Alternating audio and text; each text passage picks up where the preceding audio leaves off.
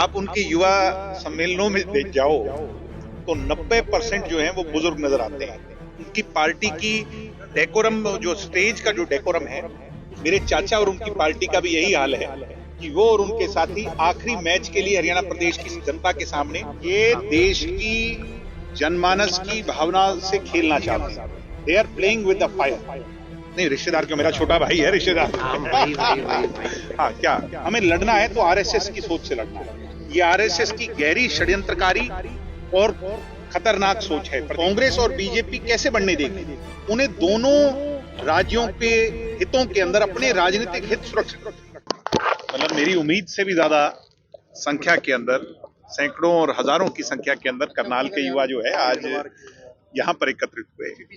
ये दिखाता है कि यहाँ एक तरफ पार्टी निरंतर मजबूत होती जा रही है, करनाल के अंदर हमारा ग्राफ बढ़ रहा है, वहीं 60% आबादी, देश प्रदेश का भविष्य जो है वो जननायक जनता पार्टी को विकल्प मानता है और उसकी ओर उम्मीद और आस से देख रहा है। तो मैं बधाई देना चाहूंगा सभी कार्यकर्ताओं को, जिला अध्यक्ष जी को, प्रदेश अध्यक्ष जी को, जिनके नेतृत्व में सारा कार्यक्रम हुआ और आज के कार्यक्रम ने मूल तौर पर हमारा हौसला बढ़ा दिया। सर, क्या कुछ कहना चाहिए जो मुद्दा यूजीसी का है वो? ये देश की जनमानस की भावना से खेलना चाहते हैं। They are playing with the fire. मैं इन्हें याद दिलाना चाहूंगा कि इतिहास से जो लोग नहीं सीखते वो सुनहरा भविष्य नहीं लिख सकते। आज भी मैंने यहाँ पर नौजवानों को कहा कि हमें बीजेपी से लड़ने की आवश्यकता नहीं है। बीजेपी की कोई ताकत नहीं है। हमें लड़ना है तो आरएसएस की सोच से लड़ना है। ये आरएसएस की गहरी षड्यंत्रकारी और खतरनाक सोच है प्रदेश के और प्रदेश की युवा पीढ़ी और भविष्य के लिए। इसकी हम घोर निंदा करते हैं और भविष्य में, अभी तो आज ये फैसले आए हैं, इस पर प्रदेश में डिबेट हो रही है, देश में डिबेट हो रही है और जननायक जनता पार्टी भी निर्णायक कदम उठाने में कोई संकोच नहीं करती। एसवाईएल पे आपका क्या राय है? मीटिंग हुई है। एसवाईएल, बीजेपी और जो केंद्रीय जो पॉलिटिक्स करने वाले राजनीतिक दल है वो कभी बढ़ने ही नहीं देंगे। कांग्रेस और बीजेपी कैसे बढ़ने देगी? उन्हें दोनों राज्यों के हितों के अंदर अपने राजनीतिक हित सुरक्षित रखने।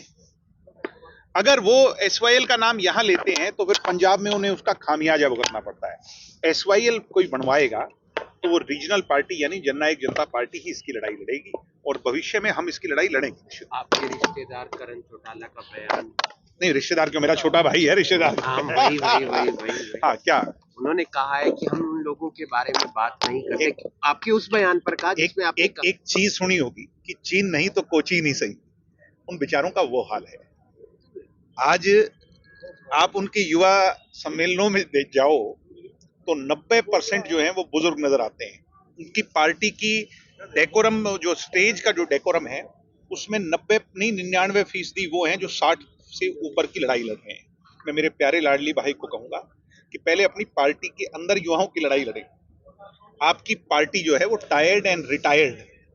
मैंने पीछे भी कहा था, सौरव गांगुली का एक बड़ा अच्छा उदाहरण है कि वो अपने जीवन का आखिरी मैच खेलने के लिए बीसीसीआई से तरले लगाते रहे कि एक मैच तो खेलने दो। मेरे चाचा और उनकी पार्टी का भी यही हाल है कि वो और उनके साथी आखिरी मैच के लिए हरियाणा प्रदेश की जनता के सामने बार बार हाथ जोड़ रहे हैं। कोई विजन नहीं है, कोई सोच नहीं है, कोई प्रोग्रेसिव उनका जो है ना लोगों के सामने एजेंडा नहीं है। सिर्फ डराना, धमकाना। और आपको भी पूछ के जाना पड़ता होगा आज भाई साहब का मूड कैसा है। धन्यवाद।